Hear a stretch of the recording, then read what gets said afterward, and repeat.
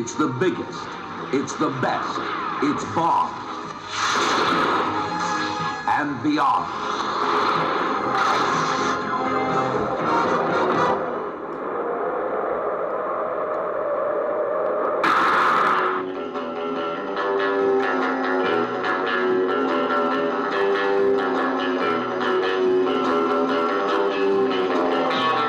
James Bond and the woman is Major Amasova, a Russian agent. Let them get ashore and then kill them.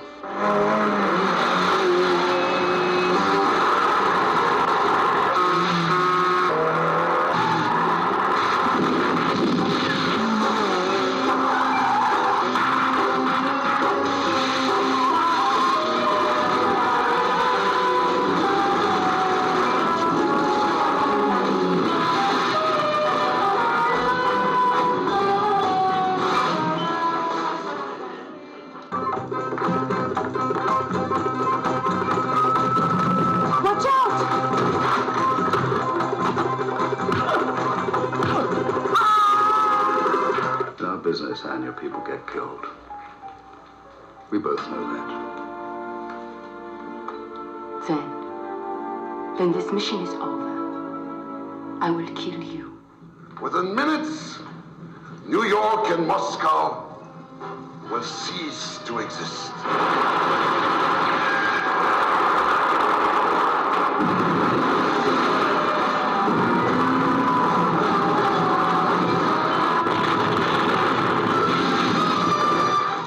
You're on there. I know, James. I'm sorry. I have to get her off. How? Well. A British agent in love with a Russian agent. Your time's running out, Stromberg. Yours too, Mr. Bond. Yours too. It's the biggest. It's the best. It's Bond. And beyond.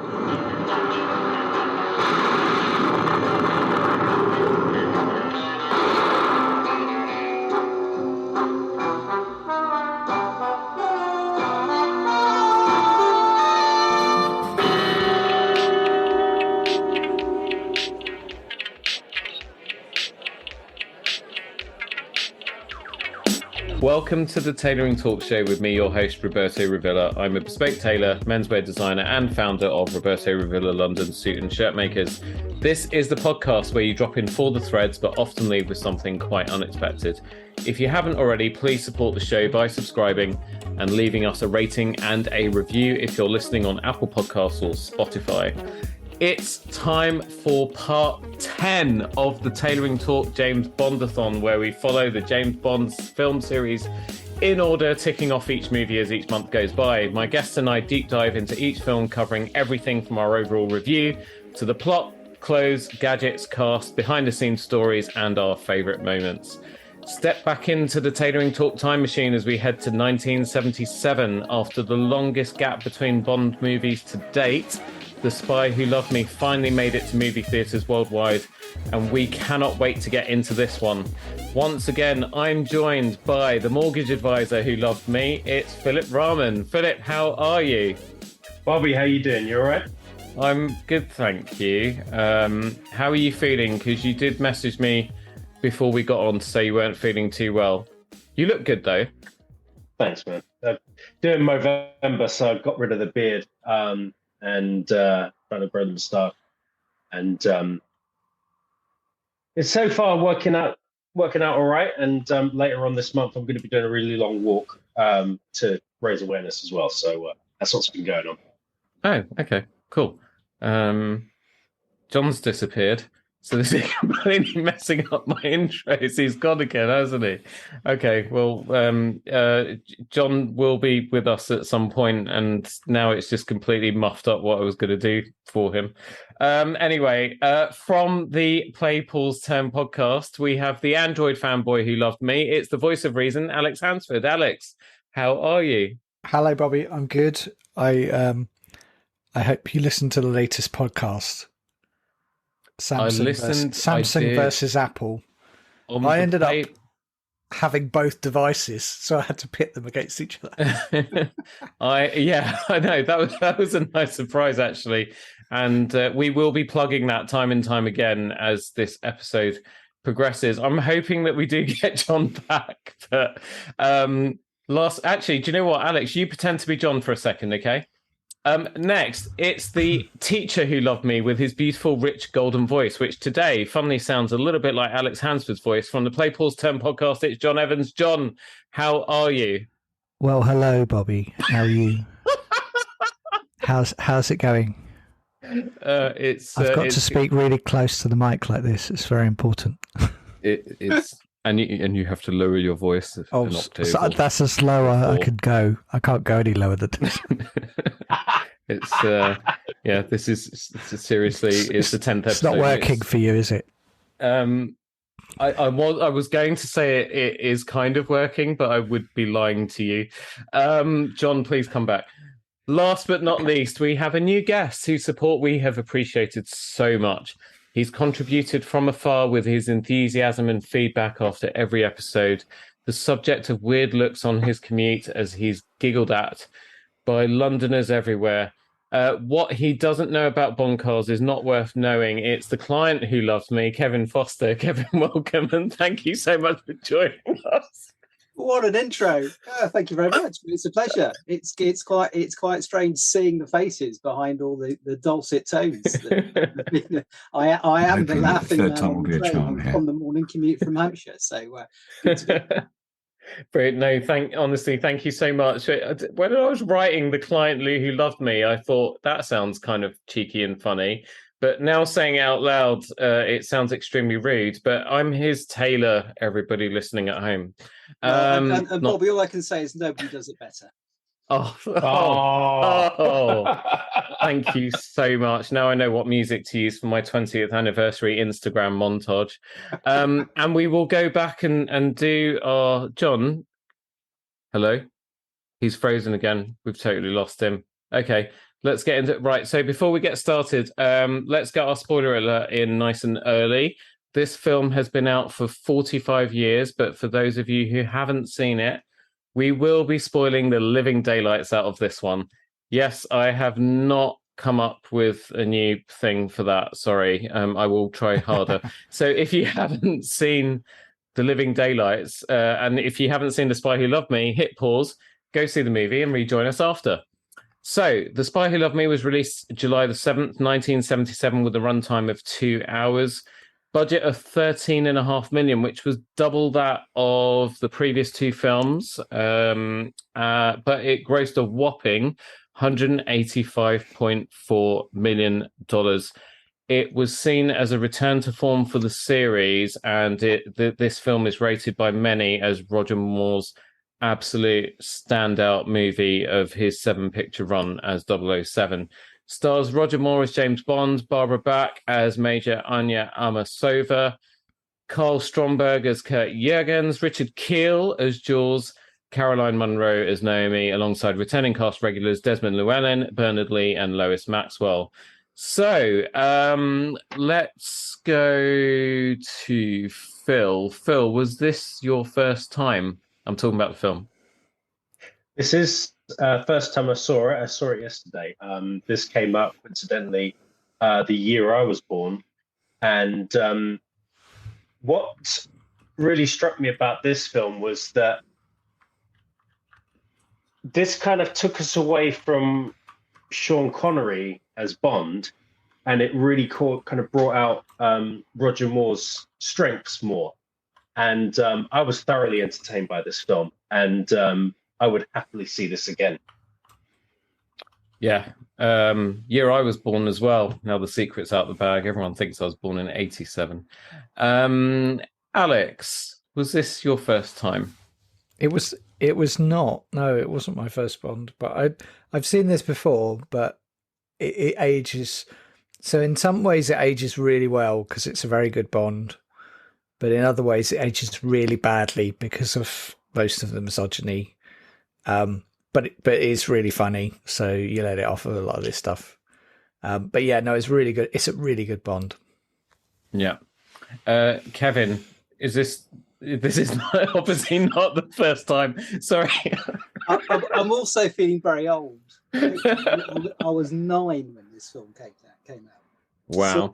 Silver Jubilee year, nonetheless. Remember it? And when did you see it when it came out, Kevin? No. I think it must have been the first Bond film I saw on telly, the proverbial sort of wet Sunday afternoon when it came on telly. And it's the one, I guess, the first one I really remember of watching in the Bond films. But it's definitely up there as one of the top ones and one of my favourites. But the only thing I would say is when I watched it again for the upteenth time on Saturday, and the 2 words I wrote down were brown and beige. So that tells you all you need to know about the late 1970s. But Is great that? film. Did you write those 2 words down underneath the heading, things I need to talk to Bobby about that I need to add to my wardrobe next?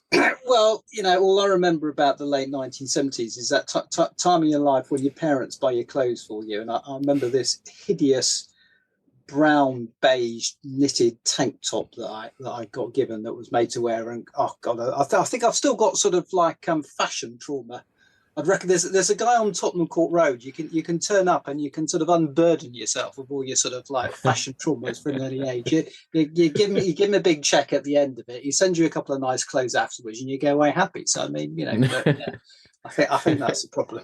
Must be it. All our seasonal meetings have been about is just undoing your PTSD that reappears every 6 months or so.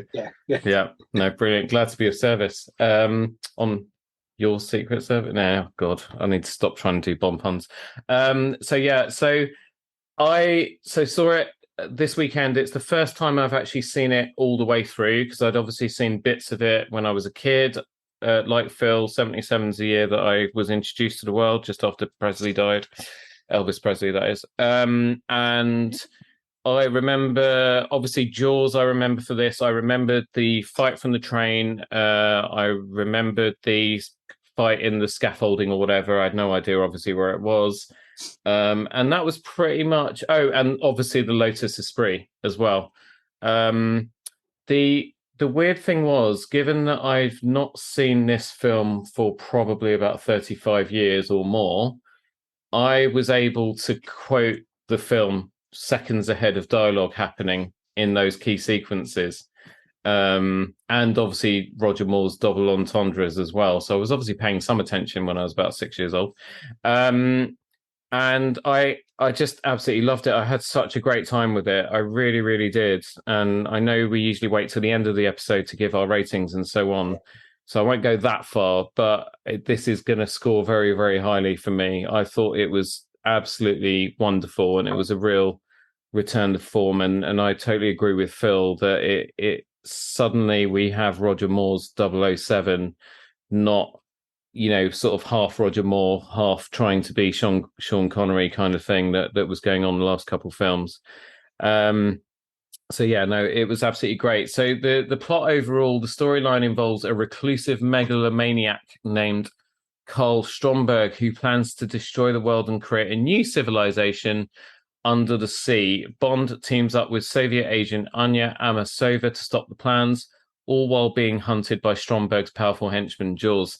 So the reason why there was quite a big gap, so 1974 to 73 on this film, is that it was in a bit of limbo, because firstly you had the breakup of Harry Saltzman and Cubby Broccoli, and eventually after a couple of failed deals, Saltzman was bought out, and so he departed the franchise. So for the first time, everything was on Cubby's shoulders, and he decided to basically just go all out.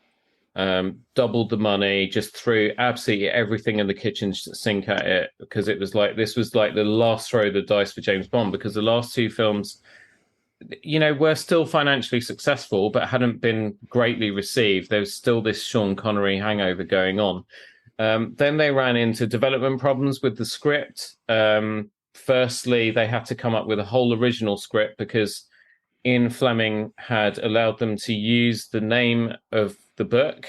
The book was, I think, originally released in 1962, but they were not allowed to use any of the elements of the storyline. They went through a whole bunch of different screenwriters. And then eventually, when they managed to get to a form of script and were about to start shooting, our old friend Kevin McClory reared his head again and took them to court for plagiarism, etc., etc. And so they had to kind of sort all that nonsense out. So that's interesting, isn't it? Because that's why there's no Blofeld and Spectre actually in the movie, isn't it? Exactly. Because one of the court issue was that you can't use those names in the films. They have to come up with a new set of baddies. Yeah, that's it.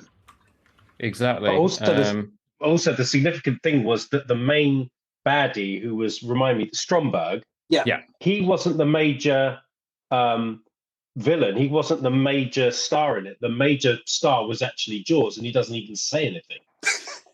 Well, you couldn't run it with those teeth, could you? Let's face it, but dialogue was probably a little tricky. Yeah, but then it was just like with Darth Vader. The main character is actually played in body by what's the name? Prowse. Prowse, yeah, the green cross code. Yeah. But it's actually spoken by James Earl Jones. It's probably a similar thing. It's better that he didn't speak. They gave him this no dialogue, which made him more mysterious and much more iconic as well. Yeah, he wasn't really meant to be talking anyway. John is back.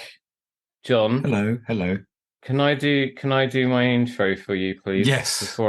Does it involve poxy internet in any way? Do you think? Yeah, I'm not going to bother editing aged this. Gadgets, Yeah, I'm not going to bother editing this, so this is exactly as it's going to be. But next, it's the teacher who loved me with his beautiful, rich, golden voice from the Play Pause Turn podcast. It's John Evans. John, how are you?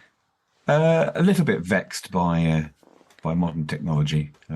I think I've reached that upper echelon of the Douglas Adam age, that the one about get to a certain age and every bit of tech feels bewildering to use. Anyway, good, very good. Thank you. We're talking because you've been so excited to get to this particular film because it has one of your favorite, probably your favorite Bond villain Roger ever. Moore. No, that's Bond. I'm talking about Bond villain. Oh, really? Okay. Yeah. Oh, yes, Jaws. Yes, exactly. And it's probably like me. It's probably the first sort of Bond film that you were highly aware of as a kid growing up, right? But having rewatched it recently for this, was that the first time you've seen it in a long, long time, or is it one that you've repeat watched many times over the years? No. It's probably the one I've watched the most in my life because of just when it came out, but I haven't seen it for years. But I still really enjoyed it. I'll come to that later on, but I haven't seen it for years. Yeah. We're all sitting there waiting for that scene in the beach, weren't we, though? Let's be honest. Oh, when the Lotus comes out of the water. Yeah. It's absolutely iconic. There's so many iconic moments in this movie. It's crazy. So yeah, now we're sort of going backwards and forwards in my normal order, and I've got completely confused. But anyhow, so I think we're going to do, rather than a plot run through, we're going to go sort of cast, locations. We're going to go in categories, yeah. So let's talk about casting first of all. Roger Moore's back. Obviously, we're very happy to see him. They hired Lewis Gilbert in the end. They went through so many directors, and in the end, they brought Lewis Gilbert back, who previously directed You Only Live Twice 10 years before.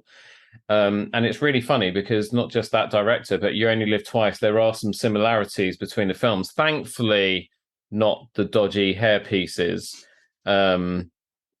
that we saw Sean Connery don in that movie. But the plot is kind of loosely the same, because in You Only Live Twice, you had those sort of phallic-shaped space shuttles swallowing other ones.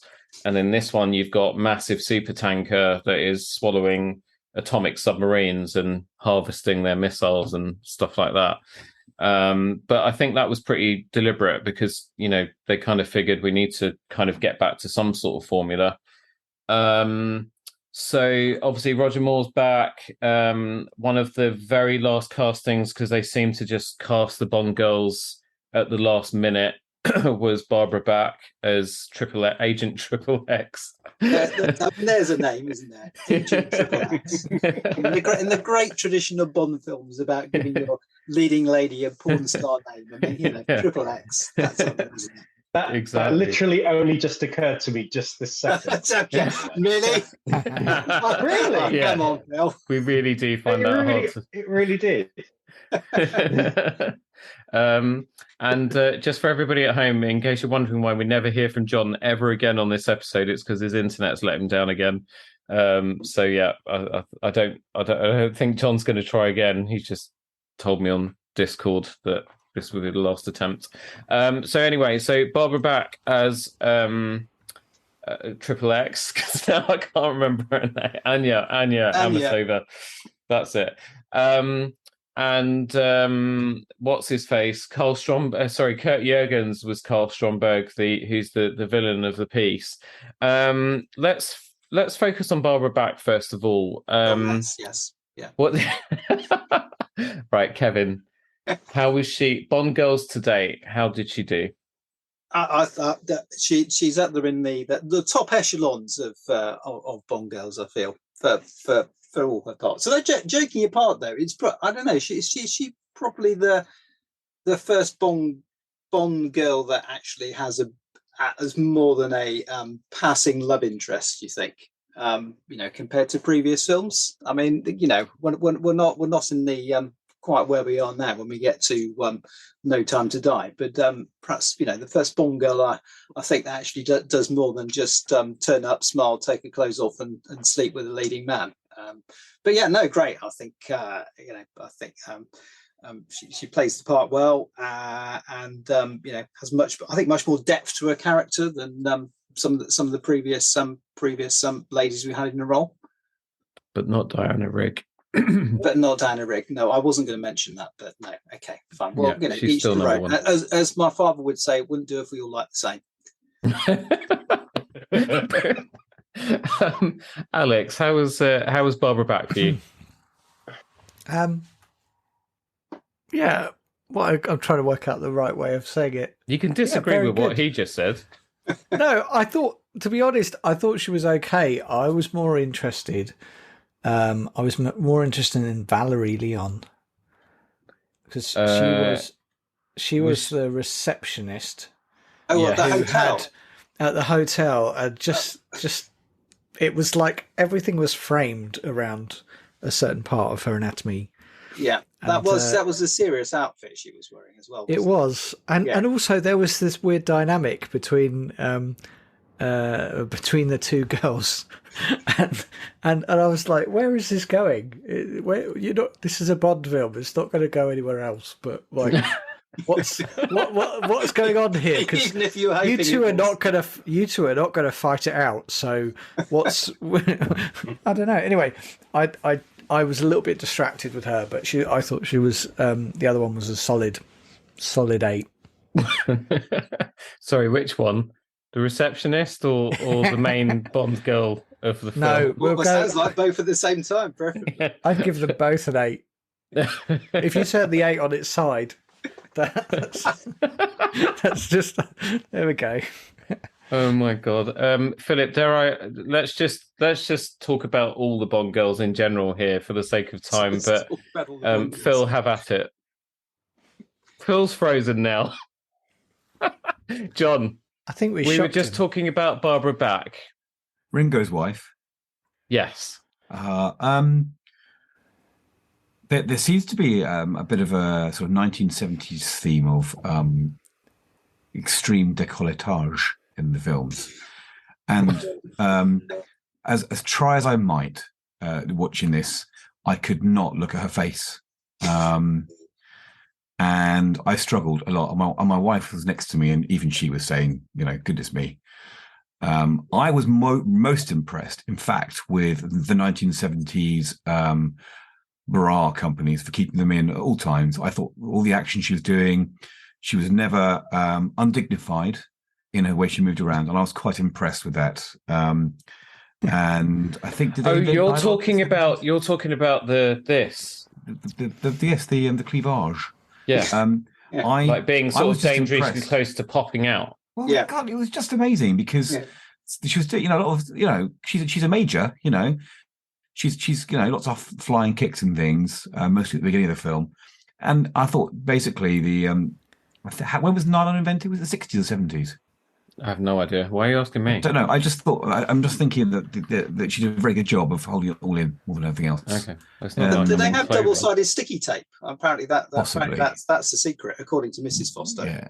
But I don't know if Okay. that was the thing in '77. So, who But knows? It was because a very small, independent, low-budget sci-fi film called Star Wars came out shortly after. Great film, by the way. Just fantastic film. Brilliant. Love it. Sorry. Just got to get it in. Oh yeah, no, thank you, because other client, Yeah.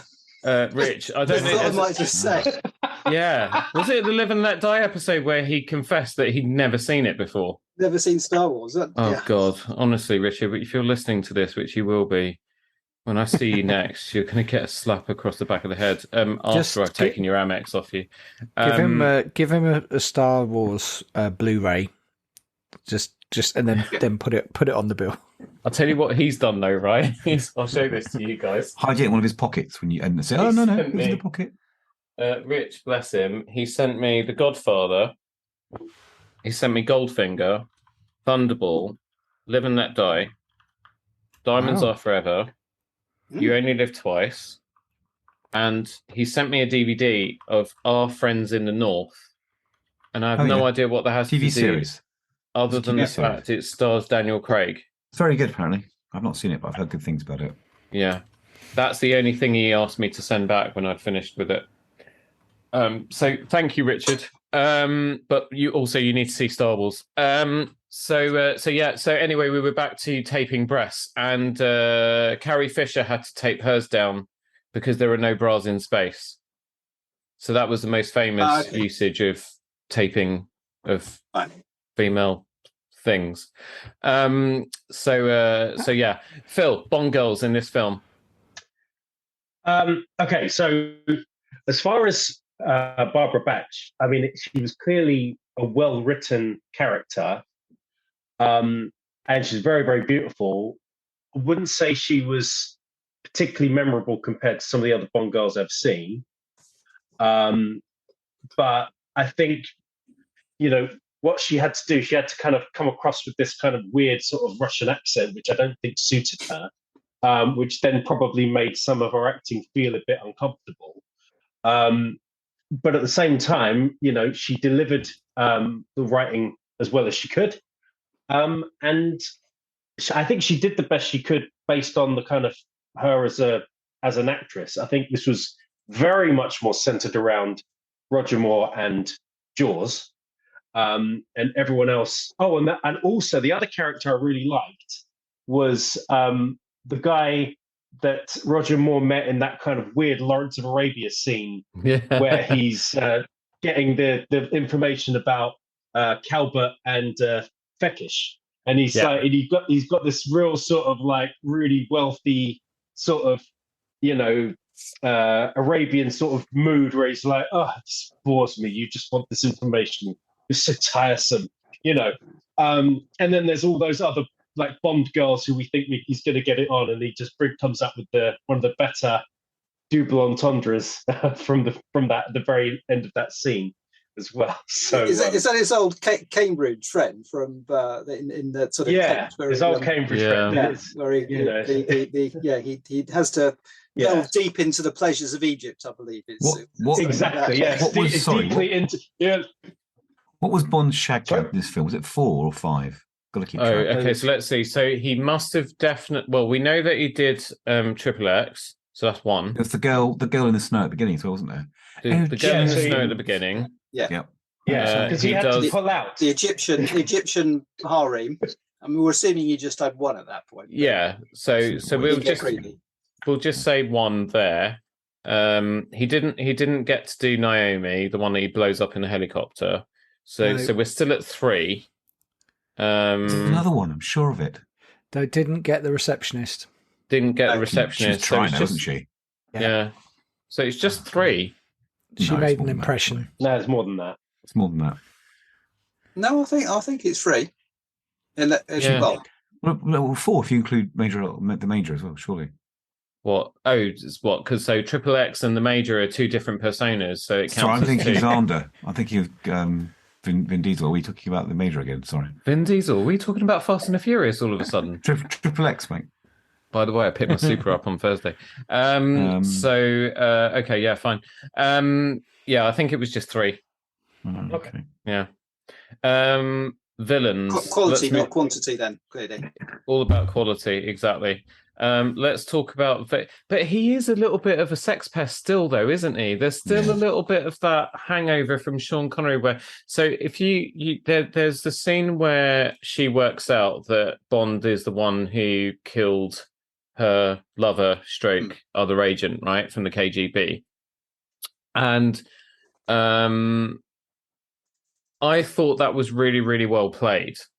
When 007 explains that unfortunately in the line of work they're in, people get killed, and in that instance it was him or him. And then she says, that's it. Oh, go on.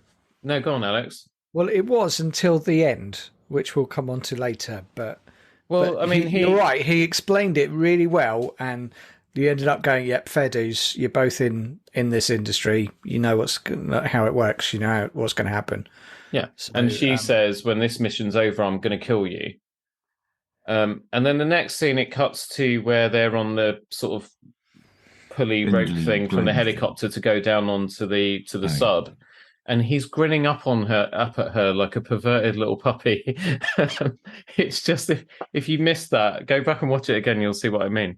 And there are other instances of all of that sort of stuff as well. But again, just moving on through the rest of the cast to talk about the villains. Kurt Jurgens for me wasn't that memorable a villain. Apparently, the actor was very intelligent and he spoke more than 5 languages and he could act equally as well in each of the languages he spoke. So he was very, very intelligent and talented. But I just didn't think he was that memorable villain. Also, he had webbed hands, which I noticed in one very, very brief moment, but they didn't really make a big sort of show of that. So if he's setting up a new world order under the sea, you would have thought the webbed hands would be quite useful, really, wouldn't you? Yeah, exactly. Or I just wish they'd kind of made it a little bit more obvious. But he was okay. It was nothing to write home about. The star of the show for me was Richard Keel. Absolutely brilliant. I remember being in equal parts fond of him and also terrified of him when I was a small child. And he was definitely my favorite villain. Probably I actually wasn't aware of anyone else from before this film when I was a kid, but anyway, there we go. But villains for you, Kevin. We're going to go to John last because we're then going to get a thesis on Jules. Jules, definitely. I mean, he's classic Bond villain that everyone remembers. I mean, my favourite fact about Richard Keel is that he suffered massively from vertigo. So being sort of 7 foot, whatever he is tall, he actually hugely suffered from vertigo. So that scene you were talking about earlier on the scaffold in Egypt, where he's up there, actually wouldn't actually do it. He refused to go up there, so they had to get the tallest of the sort of support cast to go up there and wander around the scaffolding because he wouldn't actually go up there. But I mean, it's great, isn't it? And everyone remembers him. I mean, but bizarrely, apparently, he was actually supposed to die at the end of the movie. When we won't jump forward too long, but he was actually supposed to die when the Stromberg's lair sinks. But they decided that actually he was worth keeping and bringing him back for a future outing. Yeah, you can. By the way, Kevin, you can jump backwards and forwards. We're not doing this. We're not doing a linear review of this film. This is a completely disorganized ramble into any bit of the Bond film. Basically, due to internet technical issues, isn't it? Yeah. Due to internet technical issues with Paul John and also Phil as well, actually playing musical internet chairs. Well, you could just play pause or turn it how you like, really, can't you? So, how much do you get paid for each time you mention it? By the way, Sorry, did you say play pause turn? Yeah, I did actually. Yeah, You did? Pretty good. Yeah, yeah. That means everyone has to drink. Do you know what? Actually, I was going to comment, and I'll just do it now because it's my podcast. So I can do whatever I want.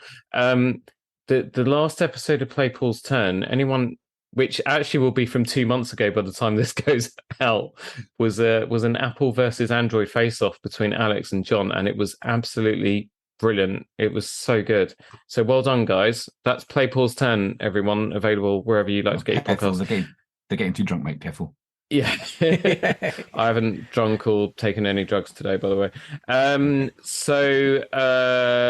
Yeah, anyway, right, where are we? Alex, villains. Yeah, I did love Jaws. I did think he was good. He's just got staying power, hasn't he? He's the kind of one you want to keep seeing, and I just love the fact that he was doing, he's got different modes of transport to get around as well.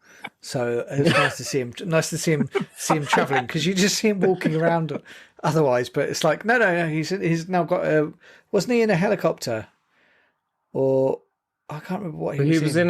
He was in a small van. So there's like a TV truck, like a that's telephone telephone truck. Yeah. And then he was in a car when they had the shootout with the Esprit. That's it. He was in the car. Yeah. Didn't he have? It was a Ford Cortina as well. That was it, and he wasn't in the motorcycle because that was someone else. Yeah. So, but I just thought it was funny to see him like chase after them. I thought that was hilarious.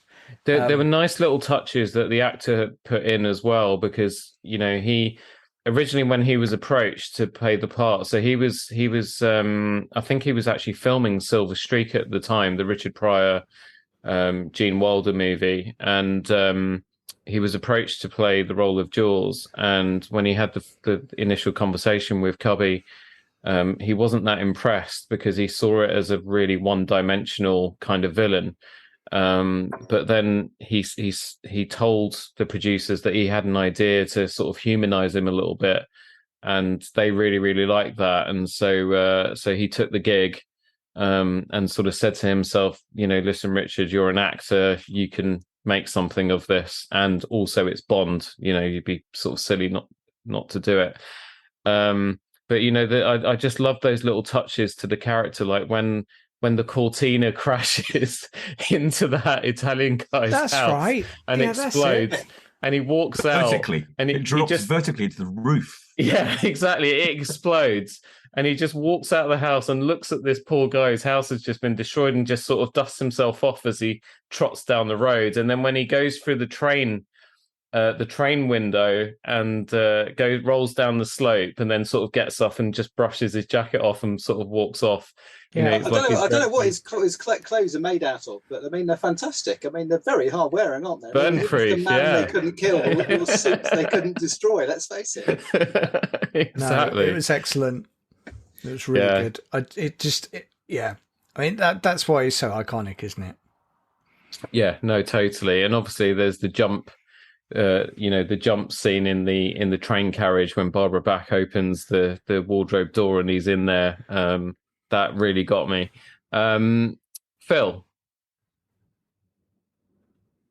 Villains. I mean, really, there's only one that stands out, and that's Jaws. I mean, did anyone actually remember there was two henchmen that Stromberg actually had? I mean, the other henchman, since was the only other time we saw him was when Roger Moore, when James Bond goes to find Beckish, goes to his place. Woman answers the door. He's like, "Well, he'll be in later," and then he's hiding in the back, tries to shoot him, misses. They end up having a fight, but then they have that classic scene at the end after they've had their fight, which wasn't that great, but it's that whole "Where's Feckish? The pyramids!" And then he just sends him on his way, which they then repeated, I believe, in one of the Daniel Craig films. I think it's Quantum of Solace. Yeah. To pay homage to that. And I just thought, that was the only other time that you saw it. So definitely Jaws was the one that stood out. Stromberg, unfortunately, it was all about Jaws. Stromberg didn't really stand out at all. So, yeah, I mean, the star of the show really was the sets and the different locations and the car. Yeah, well, now you've mentioned it, let's move on to sets and location. I mean, obviously, the first being that amazing opening pre-title sequence with the ski jumper off the slope. Absolutely incredible. And apparently the idea for that came because they saw a magazine with this ski jumper sort of in midair going off a cliff. And so they said, actually, that would be an idea for the opening sequence. Let's get hold of that guy. And it turned out that he didn't actually do that stunt, but he said, but even though I didn't do it, I could do it. And so they found this guy in California and sort of scouted locations where he could do this impossible jump. And in the end, it was done in one take, one shot, and it was just absolutely breathtaking. Obviously, I've seen it before. I've seen clips of it on YouTube, but I mean, I still held my breath watching that. And Carolina was like, because I don't think she's actually seen it, but she was like, whoa, like, she was like, oh my God. And then she proceeded to describe exactly what was happening to his legs and everything in detail, and panicked that he didn't have a parachute. And I said, don't worry, he's got a parachute.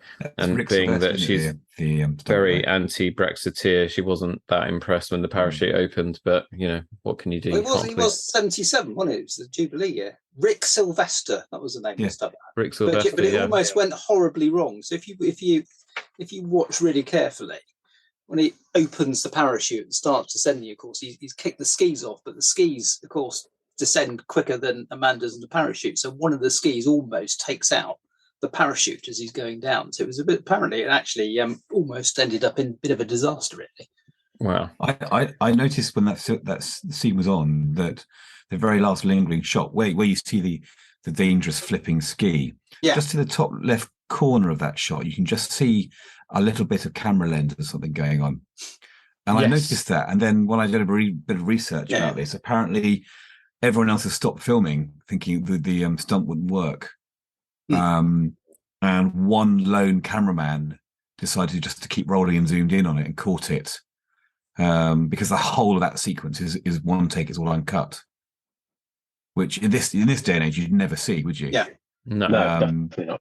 So it is amazing and well worth the $30,000 he was paid for it to do that shot. Yeah, I mean that's it. I think bonuses. that sequence alone cost a total of $250,000. Was it worth it? Yeah, it was. Yes, it was. I mean, it was totally worth it. Sequence, yeah. Although Bond does look like a bit Banana Man, doesn't he? I mean, secret agent, undercover, and in the snow in a bright yellow suit with a red backpack. I mean, how did they miss him?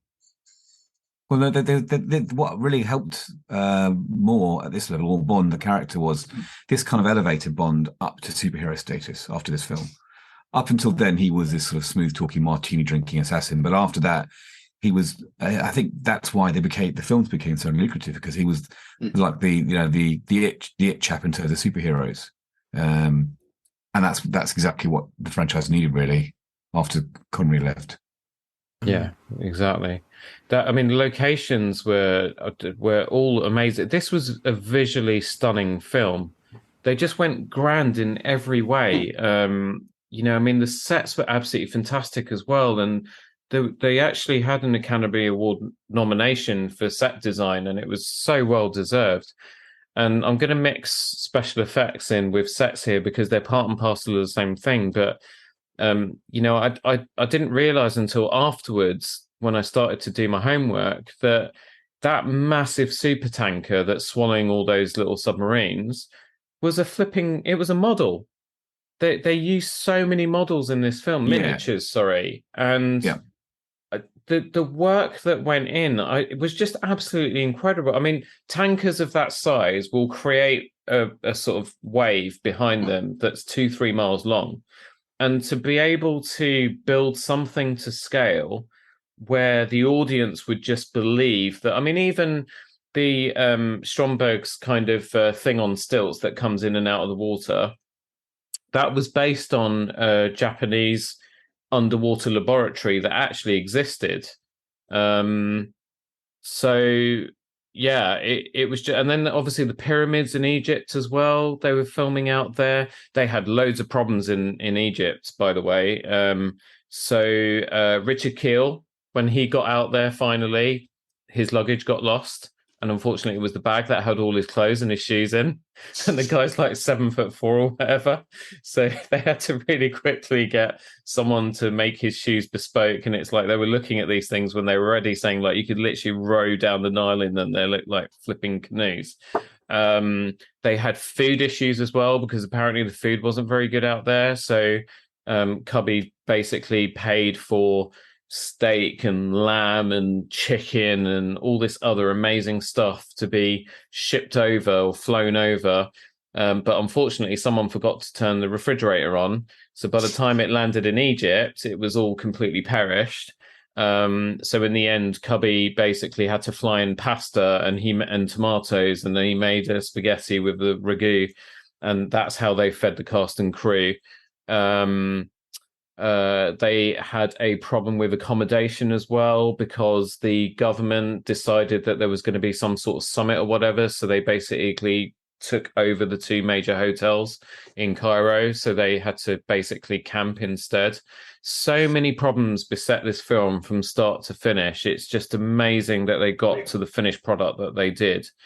And thank God they did as well. The 007 stage at Pinewood is a direct result of this movie because they just decide, because so the volcano sequence in You Only Live Twice, the inside of the set looks like what we know and love. The outside of it looked like an absolute disaster. So the set designer, I can't remember his name, but he decided that he would build the ship set around the stage, but they didn't have a stage big enough. So they spent $600,000, built the 007 stage. The film company United Artists were not happy about that much money being spent just on a stage, just for that set, and they convinced them that it would leave a legacy, and a legacy it did leave. I mean, how many famous movies have been shot? How many times do you hear makings of for things like Indiana Jones and so many films, after that, where they say, it was shot on the 007 stage. It's still there today. And it really helped boost and make England the epicenter of filmmaking for such a long, long time. This film, I'm sorry, I'm going off on one now, but, the more and more this film settled over the last 24 hours, the more I just realized how important this film was. We wouldn't have the Bond franchise as it is today if it hadn't been for this film. This was a make or break. We wouldn't have the 007 soundstage. This film set the tone for so much in terms of music, soundtrack, formula for future films, stunts, set design, special effects, and so it's just absolutely like flipping brilliant. Do you know what? I'm going to watch it again after this. Ken Adam was the set designer, indeed, production designer. Yeah. It could hold 1.2 million gallons of water. Yeah, which is madness. Yeah. What a legend! I was going to say, Tailoring Talk Bondathon, sponsored by the British Film Institute.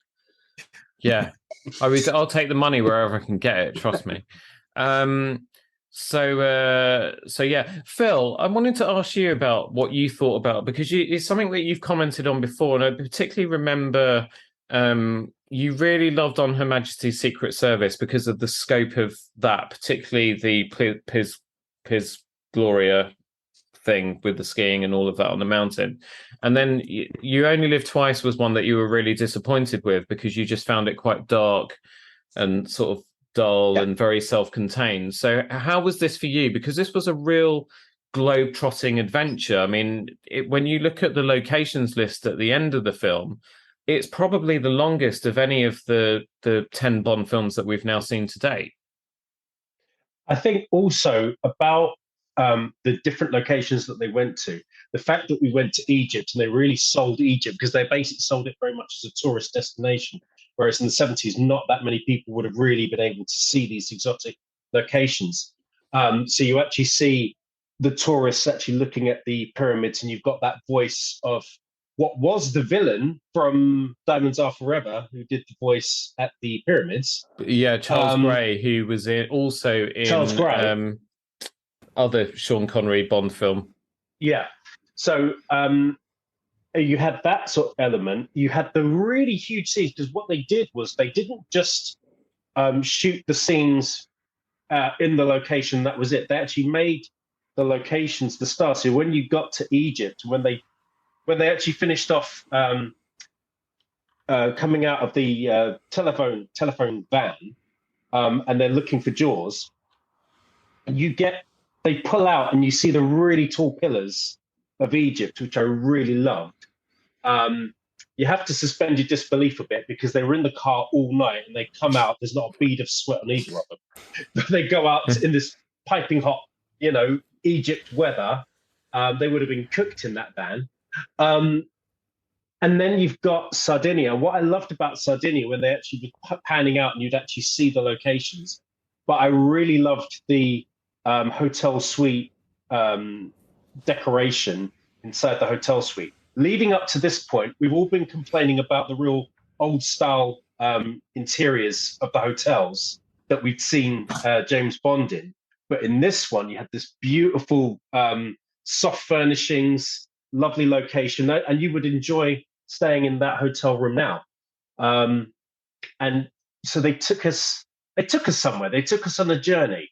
And then it finished off with the beautiful location in the hangar in Scotland, which really made it feel ultra British at the end, which I really loved. So yeah, no, totally.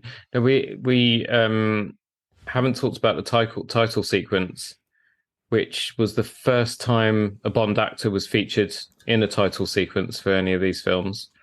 And then we have that wonderful song from Carly Simon, Nobody Does It Better. Thanks, Kevin, for the pun at the start of the episode. I am going to use that because I have to do like a 20th anniversary reel, and we've been trying to find the music for that, but I think you have that free. Yeah, thanks. For a shirt, maybe. I wasn't going to pay for you anyway. I'd pay for it anyway. I that's one of the Bond theme songs that I really, really love. It's a little bit more kind of understated, I think you could say. It hasn't got the sort of, the kind of loud impact of some of the previous Shirley Bassey. Lulu keeps springing to mind for some reason, but I just really love that song. About Lulu. Thanks, Bobby. Sorry. So yeah, but let's go, Kevin. Of the 10 Bond theme songs that we have heard so far, where does that rank for you? Top 3, I reckon. Whoa! What would your top 3 been? What are the other 2? Okay, so all the other 2. Shirley's got to be in there. Probably Diamonds Are Forever. Okay. And I just love the theme tune to Skyfall. I just think it just encapsulates that. No, I meant the 10 so far. Oh, the 10 so and that we haven't seen anything past this one. Yeah, they don't exist. Yeah, exactly. Well, that has to be top 2 then, won't it? In which case, there you go. Now, is it now, because it doesn't have the name of the movie in the title of the song, so I'm trying to work out how many other Bond theme tunes don't have the title of the movie. That's a really good one. Okay, well done, Kevin. Okay, so we can just all do a free fall here, but that boring one from Spectre, The Writings on the Wall by Sam Smith. Yeah, that's one. One that you always. Know My Name or something. What film was that? Chris Cornell, Casino Royale. Yeah. Casino Royale. Yeah. The Octopussy, whatever the song was for that, Rita Coolidge, I think, which is one of Richard Gore's all-time favourite Bond songs. What's the song? High, that's it, All Time High. All the time in the world as well.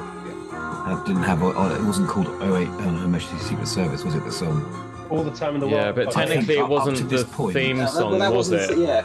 No, but I think up to this point, these first 10 movies, this is the second one or first one up until this point that didn't have a title in Doctor The No. song I don't title. remember a Doctor No song. It's in the lyrics though. The Spy Who Loved Me is in the lyrics though. It is in the lyrics, yeah.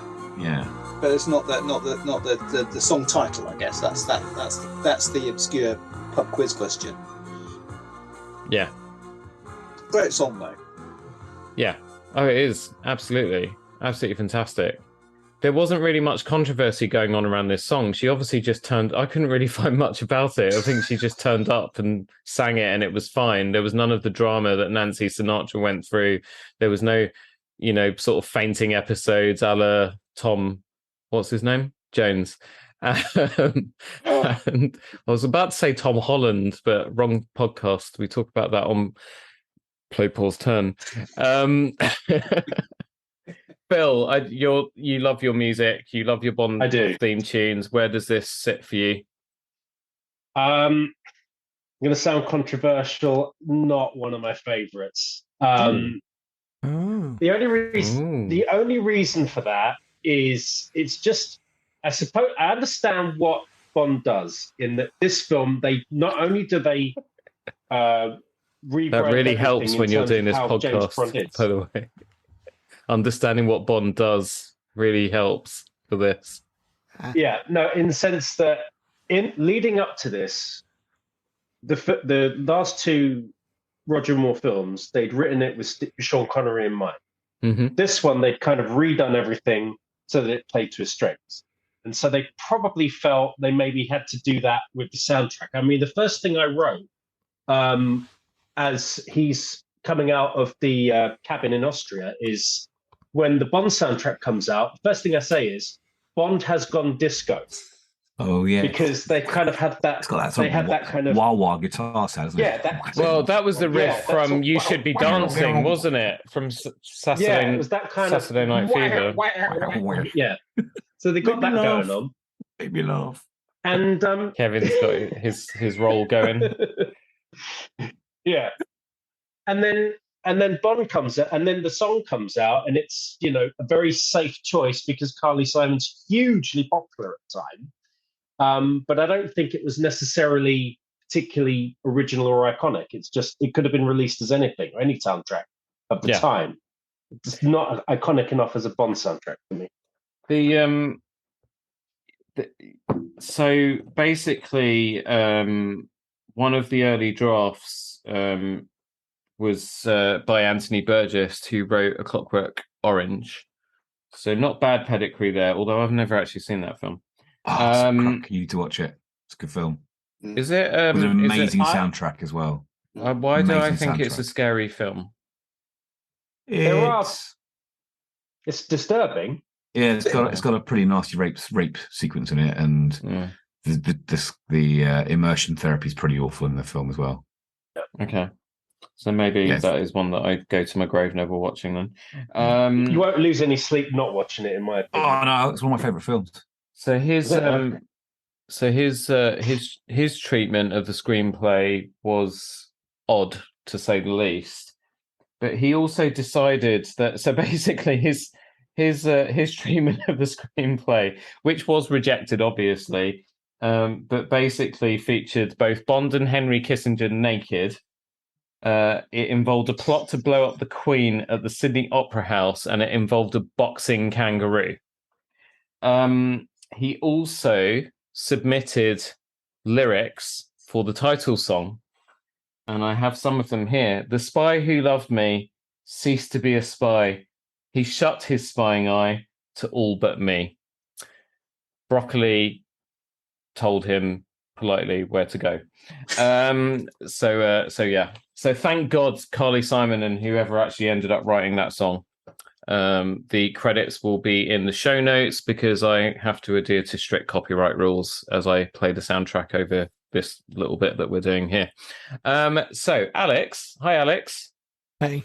Now, when you were watching this and the first gadget popped up, which was the watch with the little ticker tape coming out of it, which is such an underrated gadget, by the way. Tape stored. Where's the space for that tape? Do you know what I did right? When they show, the they sort of there's a console on the submarine, and when Bond puts the Yeah, exactly. I And the laughed map out comes loud when it up, came and up. I wrote, Alex, map. They've moved on. He'd be so happy. Alex, when you saw that Timex thing or whatever that watch was, you must have known, or you must have thought, Bobby's going to ask me about every single gadget in this movie. So could you please give us a rundown of all the gadgets featured in The Spy Who Loved Me? Okay, fine. So we have, hang on. We have microfilm viewer, Yes. ski pole gun, Yes. the Telex, the Seiko Telex watch, which I want. Yeah, me too. Can I just have a quick tangent on that? Which is, Yeah. I've got a label printer downstairs, and it's absolutely massive. You'd think that this would have got like smaller in time, but no, it just remains like the size of a small book. I've no idea why, but it just annoys me. So yeah, one in a watch, please. This is a modern label printer. It's called a Dymo Electrotag. I've got one of those, not that exact type, but I've got one that's a slightly chunkier, but it's still massive. It's bigger than my Apple Watch Ultra, which is saying something. You guys need to suspend your disbelief here, guys. This is Bond. Look, Come on, if you can put a ticker watch on, if you can put a computer into a smartwatch, why can't we have a ticker tape in it? Why what not? you don't know, Alex, is on his back was a big backpack filled with ticker tape that led down his jacket and into his arm. That's right. Anyway, you're so right. Okay, so we had a knockout cigarette. Yeah. So they called it Wet Nelly, the Lotus. Yeah. And then, so there's quite some interesting bits in there, including the underwater rockets, and the limpet mine, surface to air missile. I mean, this is like a tank, basically. It's an awesome car. Ticked all the options list, didn't they, when they bought that one? They really did. Yeah, exactly. Do you remember what we saw in Q Branch as they were walking through? No. Oh, okay, so there was a spike. Tray. Go on, the John. tea tray that cut the guy's neck off on that sort of super cool conductor rail. There was the puffs and chairs, like the ejector chair. There was the lethal hookah, wasn't there? Yeah. Set flame like a flamethrower hookah. And then there was obviously a foreshadowing because there was a bit where they were spraying this liquid out, and that became the liquid that was in the car in the car chase that sprayed the front windscreen of the car behind. Yeah, that was it. And there was also the spike that came out of the saddle. That's right, yeah. With the usual Bond quip. Yes, yeah. Which I had to pause the film to explain to Carolina at that point. So I feel like that was tray. a fun conversation. I just want to go back to that tray. I feel like that was kind of left over from the set of The Omen. The plate glass incident. Yeah. Yeah, I remember seeing that when I was like 3 years old. It was house bricks. It was a row of house Mum. bricks. If you look carefully, the actual hover tray was a row of house bricks with the metal in between it. It looks really technological, but it's just house bricks. It's like they started making a barbecue and then they gave up and made that rail instead. Yeah. So talking about gadgets then brings me on to the car, which was the star of the show. So Lotus apparently left that Esprit outside some estate or whatever where the producers hung out in the hope that Cubby would walk out, see it, and then think, I want that in my film. And that's exactly what happened. I mean, how brilliant is that? And so this little British car... Do you know what? Actually, I'm going to shut up and just hand over to Kevin. Kevin, off you go. It's my moment. But you're right, though. No, I mean, it was a PR manager for Lotus. Parked it out. I think it was outside the office at the set, and they just left it there, which is great, isn't it? Yeah, Lotus Esprit, designed by real nerdy fact, Giorgetto Giugiaro. Those that know their car designers, there you go. Also designed the DeLorean and the Fiat Panda. There's a track record for you, if ever there was one. I had a Fiat Uno. That was my second ever car. I think he designed that as well, actually. But yeah. I mean, the bizarre thing was apparently it was. utter nightmare on set because it just kept breaking down, just overheated all the time. The battery draining, so they had a real nightmare with it on set. But I mean, great looking car. It was a 4-cylinder, wasn't it? 4-cylinder, mid-engine layout, 160 brake horsepower. 160 is not much these days, is it really? Yeah, all the best cars. Engine in the middle, power to the back. What more do you need in your life? And then Wet Nelly, of course, was the underwater one, which had to be driven, I suppose, or whatever by a man in a wetsuit because it was completely waterproof. Yeah, and it was bought by some bloke called Elon Musk or something. Wet Nelly was. At some point. I don't know what came of him, but anyway. Did he send it into space? A lot of taste. Sorry? Did he send it into space, perhaps? Maybe, yeah. Well, you would, wouldn't you? Really? But it was a company called Perry Submarines that turned the Lotus into a submarine. They had like 6 copies of it to use, apparently. Because they had like different ones for each stage of what it did. Section. So there was like one for the bottom closing, there was one for the wheel arches closing, and then there was another one for the little fins coming out. And they had the shot of the Lotus sort of when it first comes through the water after it dives in, that they had frogmen basically hold the car up at the surface and then sort of drop it down, and then they filmed it sort of floating through, and they had to do it time and time again until it sort of floated down at the right trajectory. And then to film the actual chase sequence, which I have to say is like my favorite car chase. Yeah. One of my favorite car chases ever in a Bond film. The only way to film a Lotus Esprit being chased is to put the cameraman in the back of another Lotus Esprit. So they had a Lotus Esprit in front of Bond's Lotus Esprit filming the action. But so keep up with it, you mean? Yeah. But I mean, that car was just so cool. That was the car that Phil wanted when he was a little boy, and his dad got him the Citroen 2CV instead. And he's still scarred to this day, as we know. A submarine toy that you could put in the bath. Oh, cool. In fact, I think I've still got the dinky toy upstairs somewhere. Yeah. I think one of my boys might have it. I think we lost all the missiles a long time ago. It probably went the same way as the villain from the Aston in the ejector seat, probably under a sofa. Wasn't he red or orange in colour, the villain, in the seat? It was blue, wasn't he? It was a funny colour plastic, wasn't it? Remember? Wow.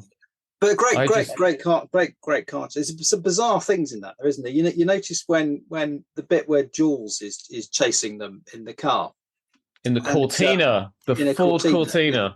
Ford Cortina, and he's clearly run out of bullets in his gun, and rather than just sort of lean behind him and sort of take the gun from the guy behind him, the guy behind sort of like leans out, opens the door on the back door of the car, leans out, and Jules turns around, takes the gun from him, then they close the door again. It's kind of like, what?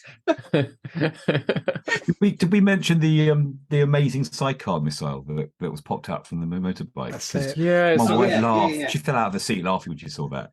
Yeah, Carolina, because we were basically, when that starts, Carolina and I are discussing the merits of chasing someone on a motorbike. Yes, good idea, because you're fast, agile, power to weight ratio, but with a sidecar, no.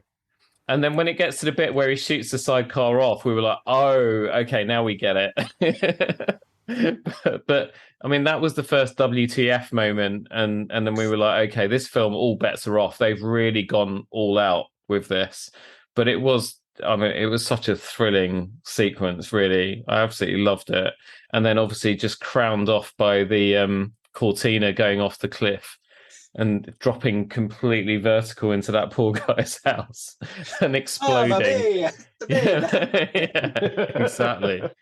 But the funny thing, when the Lotus Esprit, because it's then seen later on, obviously, when they decide to go and spy on Stromberg's thing to see what his evil plan is, and it turns out it's to launch a nuclear missile and blow up New York and blow up Moscow and create World War III and destroy everybody on land. When they come back out of the water again onto the beach, and there's the guy who's having the beer, and he sort of, looks at it and then looks back at the car. He's obviously a bit sozzled, and that becomes a running joke because he's one of the assistant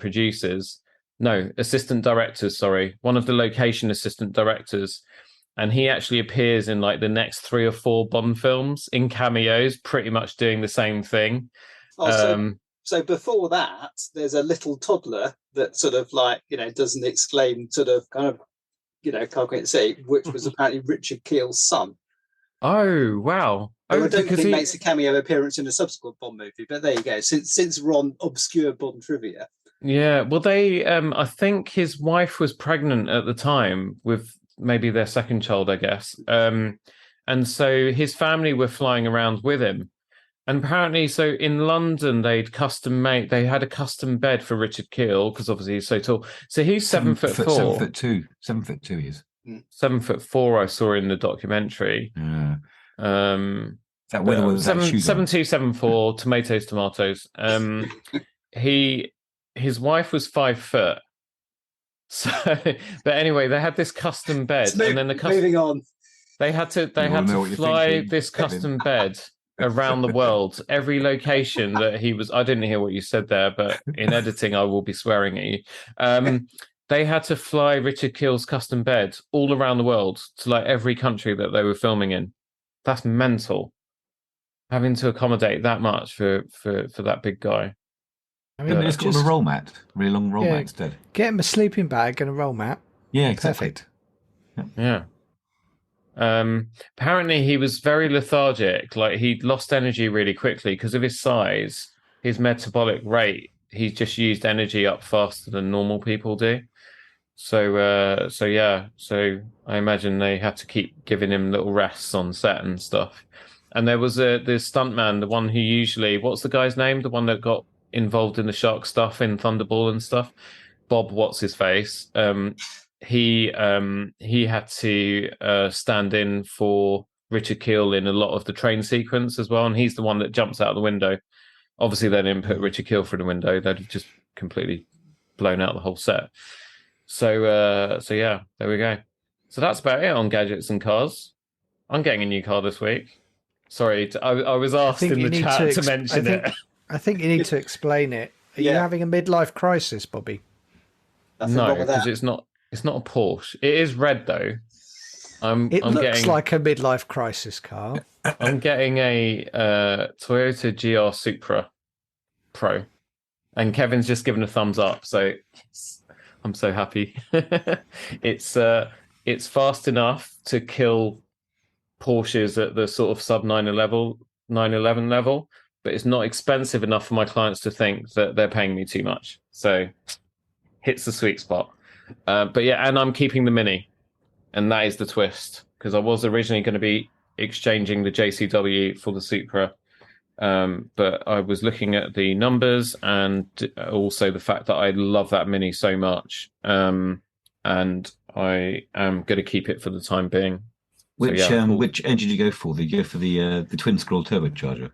The 3-litre B58, yeah.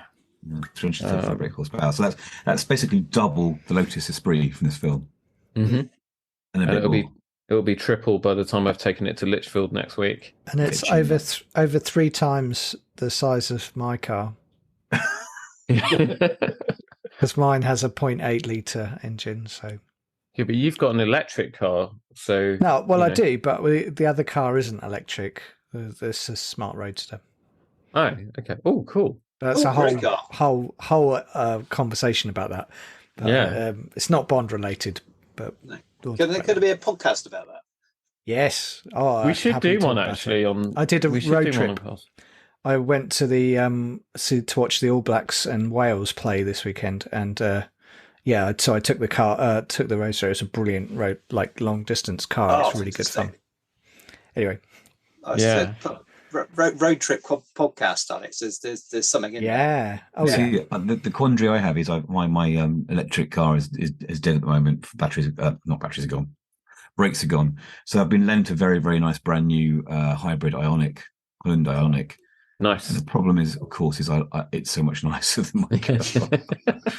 I don't want to give it back now. It's a lovely vehicle because it's a hybrid with an S mode on the gear stick, which turns it into there's 2 sequential paddles on the back of the wheel. So you can go from your nice family hybrid, flip the switch, the whole panel goes red and angry and flamey, and you can go off and like pull off a shovel using this sequential gears around the steering wheel, and you feel like a Formula One driver. And then you turn it off very quickly because you realise you're going to kill yourself. I wanted to do a short cast with my brother, basically just a back and forth on the cars we've owned. But he would totally outdo me because he's just bought a Porsche GT3 Touring. He has an AMR Aston Martin, AMR Vantage Aston Martin. He has just sold the Alpine 110S. And then what's he also? He's got an MX-5, but then he's owned like M3s, M4s. He's had another Porsche at some point. It's just mental. Kevin, you live up the road from him, so I'll give you his address and you can just drive past his house, his front. Nick his cars. Basically nick his cars for me.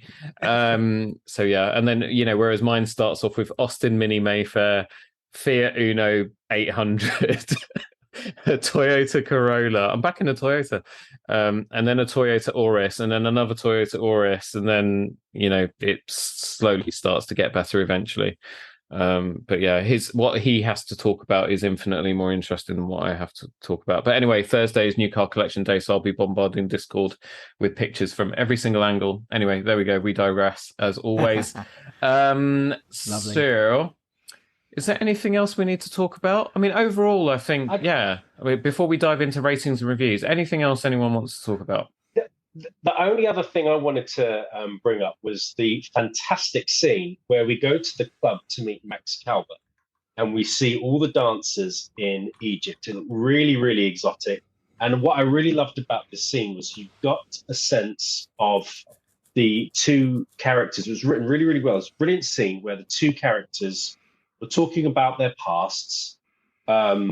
Agent Triple X clearly done her research on Bond, but you got the sense that this particular Bond had the vulnerability that Sean Connery just could never have, where she mentions about his wife, and then he says, okay, fine, all right, you've done your research, I see your point. And then, and I felt that was something brilliant that only Roger Moore could do.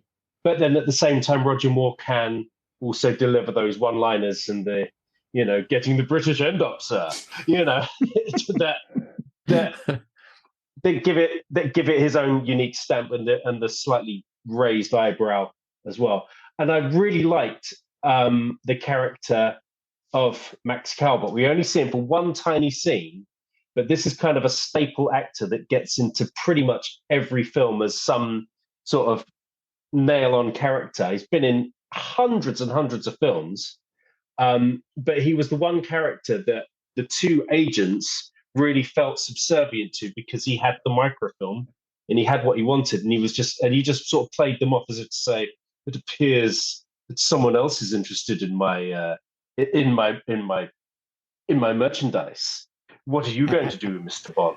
And then he has to take a call, and that's when he gets done over.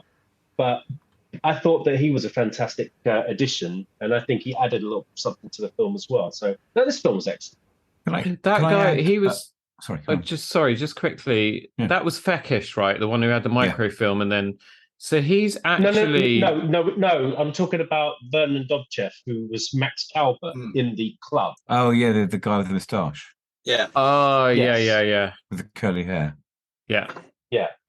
Fekish is the one that Jaws kills in the pyramids, isn't he? Fekish was weak. He gets strangled in the photo booth, the phone booth, isn't he? Yeah, that's what I thought in the first place. The guy who gets in the phone booth, that's Max Calvert. That is. Right, okay. That is Max Calvert. So Fekish is the guy that dies at the pyramids. Yeah. That's it, yeah. It's easily confusing. All these Egyptians look the same. So that was Nadim Sawalha, who is actually the father of Nadia and Julia. And he actually reappears in The Living Daylights 10 years later. You said what else did we want to talk about? I really, really think we need to mention for the data that was filmed and put together how polished and brilliant the final action sequence was on the Luparis, the big ship, big boat. With lots of grenades being thrown and bodies being thrown into the water and explosions, and the hilarious hanging from the camera scene. I just thought the whole thing was really for its time, really well put together. When you think about some of the dodgy special effects, especially the island blowing up in whichever one it was, we talked about that before. I just thought I was really impressed with the kind of choreography of all the action, and it was a proper epic baddies in red suits, goodies in blue suits sort of fight, wasn't it, at the end? And I really enjoyed that. Yeah, it wasn't too long. It was just put together well. Sorry. Yeah. I just also want to say, I also love the fact that they sort of took us away from the stiff sort of London office to meet, Moneypenny and M, and they took us on location to that scene in Egypt. That was a nice little touch where they all just got together, the Russians and the British trying to get together to find their subs. Nice, very nice touch. And there's that interplay, isn't there, between sort of Triple X and Bond when they're sort of sat in front of the screen there that Gues put up, and it's a laboratory, sort of a Stromberg laboratory in Corsica, and then she sort of retorts back, no, it's in Sardinia type thing. There's quite a good interplay between the two of them there. You've got the Russian and the English M's, looking proud of their their agent, and look how good they are. Mine's better than yours. There was the other exchange between them at the bar when she orders his drink for him, and obviously he does the same. And there's that sort of back and forth between them, and then he shows that vulnerability when she then mentions, that he was married, wife was killed, and then he cuts her off. And I thought that was just such a brilliant little moment, because Roger Moore is, I always thought he was a good actor when I was growing up, because I've watched him in other stuff, but it really just allowed him to show that vulnerability for a split second, and I just thought he played it so well. He's very good looking in this film, isn't he, as well? He seems to have got better than the previous film. Yeah, but then he goes downhill from here, doesn't he? But because the problem is that he's when he was younger, he was such a handsome guy. The Persuaders and things like that, you mean? Yeah, and but even in the first sort of 3 Bond films as well. But then, depending on the camera angle and so on, because I think he probably he's wearing a toupee as well. I think, because there's some shots of him from behind, and you look at the hair color, and it's sort of different, sort of around this sort of area. So I think they've used some sort of hairpiece or so on, but. Anyway, we haven't talked about clothes actually. I was going to say you're missing the big elephant in the room, aren't you? The fashion. I know. We've got to try and make this thing relevant. Yeah, exactly. So Kevin mentioned at the very beginning, brown beige. But do you know what? So my wife, who always comments on what I wear and has an opinion.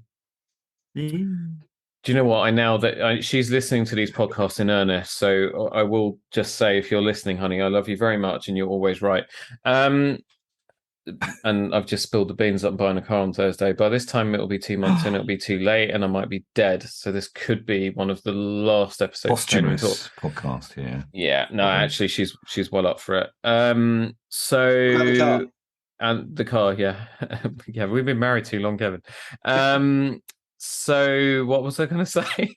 Clothes. The suit, the turd suit. He's wearing, so there's one scene, listen, he is still, to date, he is still the best dressed Bond ever. I did write in the gun barrel sequence, as he walks across, I wrote flares in big capital letters in my notepad, like exclamation mark, like the flares are here. It is 1977. And again, the flares all the way through. The only time I didn't notice flares was on the naval uniforms.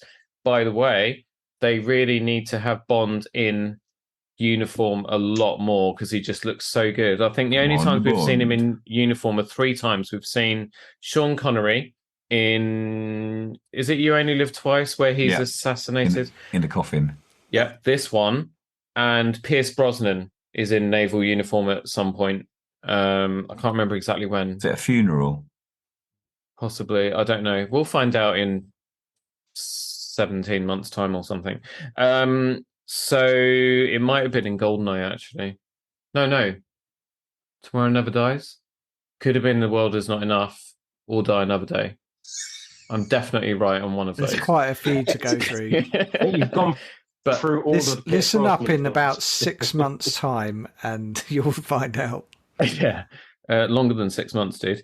So we still got like another 6 or 7 months of Roger Moore movies, haven't we? Oh, good point.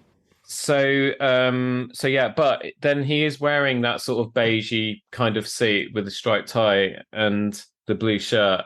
And I'm looking at it and I'm like, do you know what? I need to make a contemporary version of that for myself because that looks so good without the flares. And Carolina's just giving me a weird look, like, do not order any fabric in that color for yourself. But I'm so tempted. So yeah, I just thought he looked great once again. Costume designer, tailors, whatever, they just did such a great job. I want to find out actually if Roger Moore, I don't know this as a fact, but for some reason I get the feeling that he might have been using his own tailor for these films because he does just look so good. The brown suit was silk. Was it?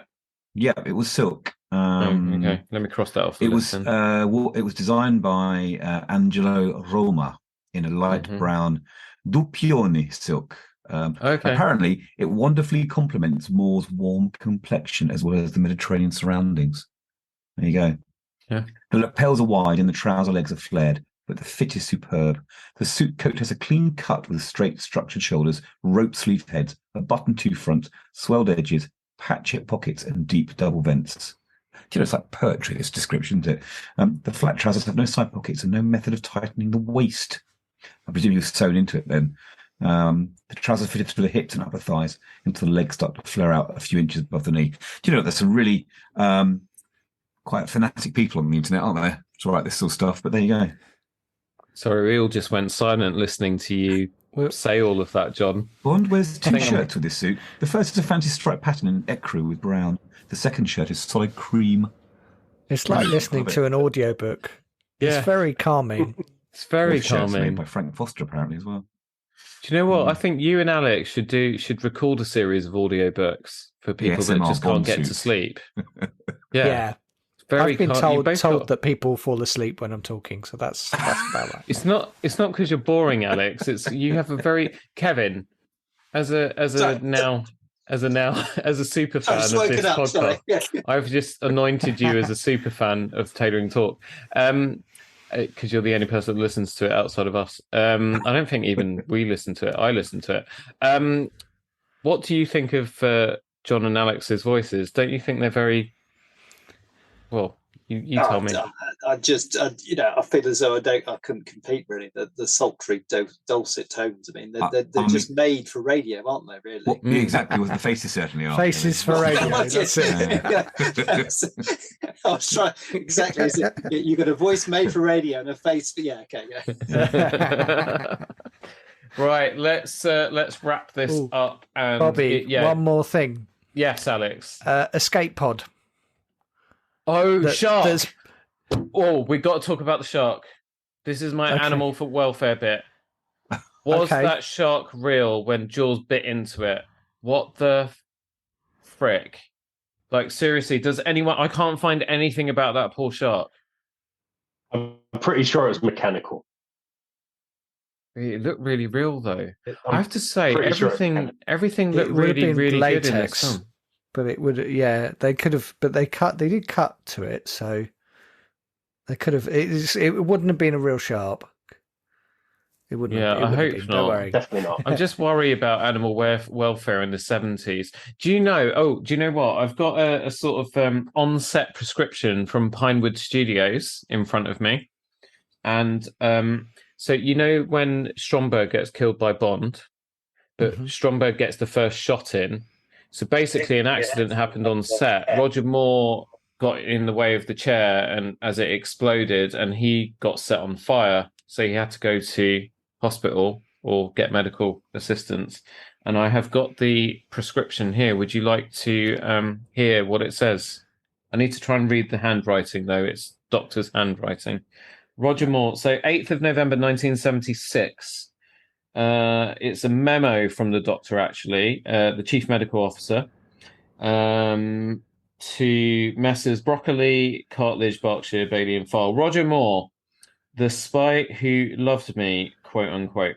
Explosion on set, A stage, caught Roger on the right buttock, causing various fairly superficial burns to his flesh, treated with Calaxim cream and dressing. Signed Sherwood Smith. There we go. So Roger Moore did suffer for his arts. Apparently there was a nurse that was then assigned to him that had to change his buttock dressing a few times a day for a little while until it healed up. Poor thing. And we all know where James. that. Yeah. I really wonder if Roger Moore did do any of his sort of lines and raise an eyebrow at her when she came in to change his dressing. Bless him. Was a bit of a cad, wasn't he? So let's go to our ratings and reviews and wrap this up so I can go and watch it again. Let's start with let's give Kevin first go because he's our special guest. Kevin, The Spy Who Loved Me. So you need to do the rating out of 10. Yeah. And then you need to tell us where it ranks in. Oh, God, this is exciting. We can actually do a Tailoring Talk Bondathon top 10 now because this is the 10th film that we've seen. So you have to rate it out of 10 and then tell us where it ranks out of the 10 movies that we've seen so far. So on my patent scoring card spreadsheet system, which ranks based on cars, girls, location, and plot. Oh, this is complex. The details. Yeah, it comes out as an 8.5 out of 10. Oh. Can you share this spreadsheet? I think we should. Should all be using it. Yeah. Well, maybe for a small fee. That sounds really good. So hang on, you've got all those different categories, and you rate each of those categories out of 10, and then you give it an aggregate score. Yeah, there's an algorithm and a whole complex program behind it, or else it's just written down on a bit of paper. But yeah, brilliant. Okay, so 8.5. I need one of them M1 chips that you were talking about earlier. Whatever they were. I thought M1 was a car anyway, but that shows me behind that. Yeah. Okay, so out of the ones so far, I think it's fairly level pegging with From Russia with Love, which would have been my favourite one up until now. Yeah, brilliant. Alex. So I'm a 9 out of 10. This is my favourite Bond so far. And actually, it still rates really highly. That puts it as number 1 in because I think the last one I had was 8. I can't remember which one it was though, so I'm going to have to look it up. But yeah, so this is definitely the strongest one. Wow, by a country mile. Brilliant. Phil. I'm going to give this one a solid 9 out of 10. And out of the 10 we've seen so far, this does rank as number 1. It was easy to follow. I love the characters. I love the writing. I love the set design. I love where it took us. I felt like we were on a journey. Sounds really cliched, but I've really felt it with this one.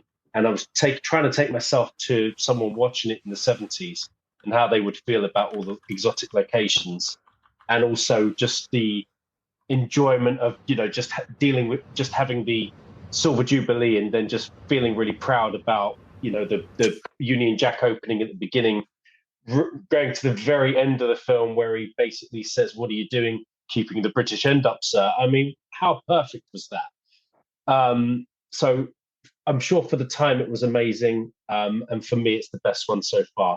Out of the soundtracks, it's not up there. I would say probably From Russia with Love soundtrack is probably, so far, it's the one I remember more than all the others. The Matt Monro sound going down Venice. That so far has been my favourite in terms of soundtrack. This is the best out of the 10 so far. Brilliant. Thanks for that, Phil. And also thanks for the usual bit that I didn't ask you for. Much appreciated. always get the bonus features with you. Oh, bless you, Philip. We're seeing each other in a couple of weekends' time. I'm going to give you a big hug. John. What's really interesting, before the other gentleman has spoken, I was going to give this a 9 out of 10 in my number 1 as well. It's sexy, it's funny, it's stylish, it's got flares, it's action packed, it's got snow, it's got explosions, it's got sharks, it's got a sinking Bond lair that comes up again. It's basically like, I mean, Full House of it's the Bond bingo. formula. Yeah, It's the Bond formula. They finally got it all together, haven't they? It's got Bond being accidentally discovered in flagrante delicto with the heroin at the end of the film by the entire military forces. It's got everything, you know, and every single person wants to be Bond in that film.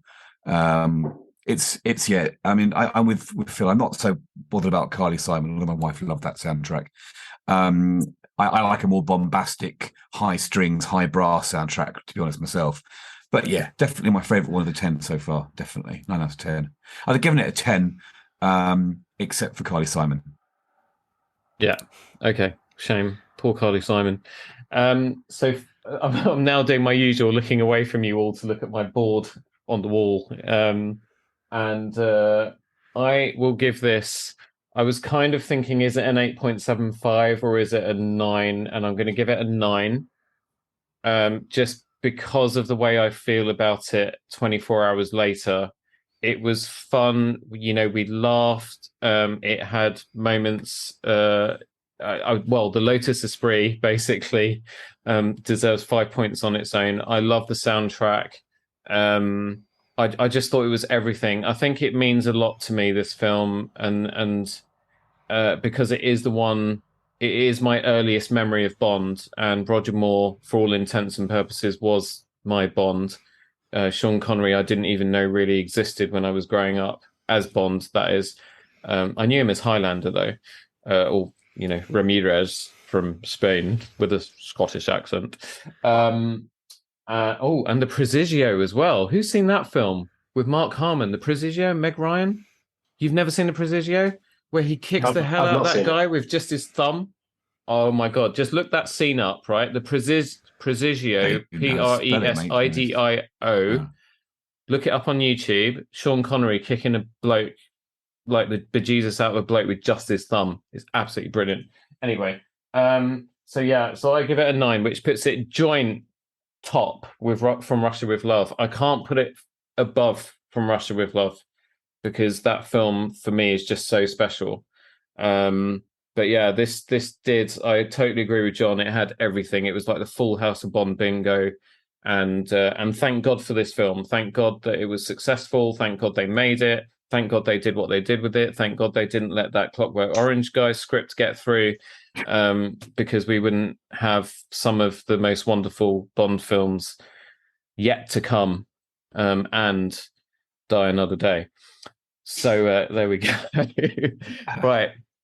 So at the end of the film, it says James Bond will return in For Your Eyes Only.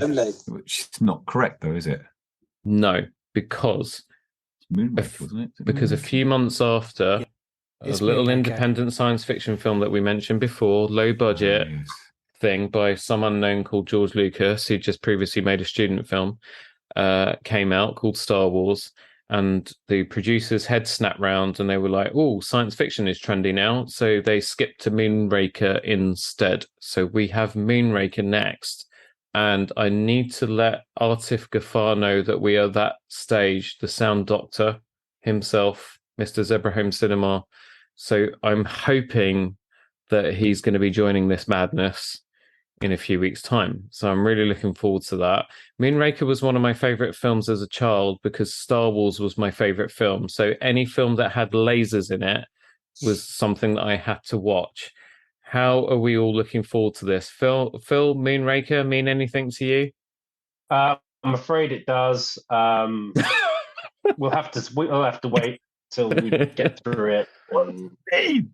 Unfortunately, I'm going to have to watch that again. Yeah. 007, what are you up to? Attempting re-entry, sir. We'll tell him to pull out immediately.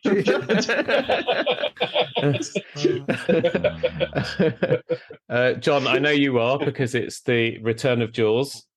Do you know what? It's got the best, most loving, like the most happy sequence in all the Bond films in that film, right at the end. When when Jules. You don't want to spoil it. Don't spoil it. okay, Don't sorry. spoil it. Don't spoil it. Spoiler Don't spoil alert. Spoil it. Alex. Yes, I'm very much Moonraker? looking forward to it. Yeah. For the same reason, actually, for exactly the same reason. Apparently, when Jules didn't die at the end of Spy Love Me, audiences in the cinemas clapped. That's the villain not dying. He got a round of applause because people wanted him to see him in another film. Yeah. Wow. Kevin, thank you so much. Have you had fun? Oh, it's been great. Thank you very much. Pleasure. I was going to apologise, but I realised I don't need to because you knew exactly what you were letting yourself in for. But you've been a really great sport. Thank you. And thanks for all your amazing facts on the motor side of things. Love to have you back. So you just let me know. You can pick and choose what you want. And thank you. I might skip Moonraker. Might skip it. Yeah, I thought you were going to say that. Thank you, Kevin. Thank you, guys. Thank you, Phil. I need to give a shout out because I haven't already to Play Pause Turn. That's Play Pause Turn. You can find it wherever you like to get your podcasts, and that involves Alex, John, myself, our wonderful friend Mark, and Alex's lovely wife Amy.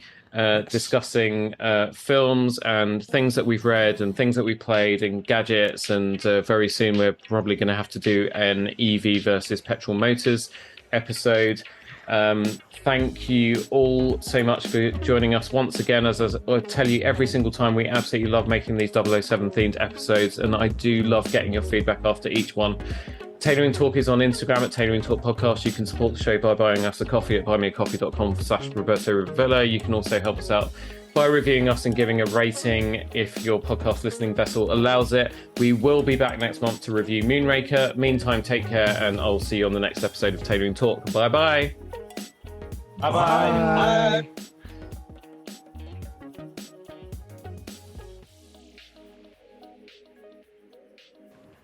That was the most professional bit of it.